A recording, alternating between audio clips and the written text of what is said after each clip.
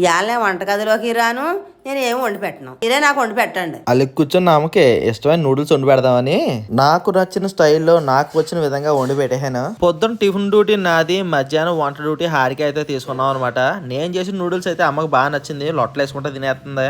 మధ్యాహ్నం వంట ఏంటన్నది పక్కన పెడితే నాటుకోడి కోసం అని చెప్పి నాటుకోడి, అలాగే బోటి గోంగూర పికిల్ కోసం అని చెప్పి బోటి అనమాట. నాన్ వెజ్ పికిల్స్ ఎవరైనా తీసుకోవాలి అంటే పైన కనిపిస్తున్న నెంబర్ కి వాట్సాప్ లో ఇప్పుడే మెసేజ్ పెట్టేయండి. నాన్ వెజ్ పికిల్స్ చాలా మందికి బోటి అంటే కొంచెం డౌట్ ఉంటుంది, ఎలా క్లీన్ చేస్తారో ఏంటో అని. ఒకసారి ఇక్కడ చూడండి ఎంత నీట్గా క్లీన్ చేసామో.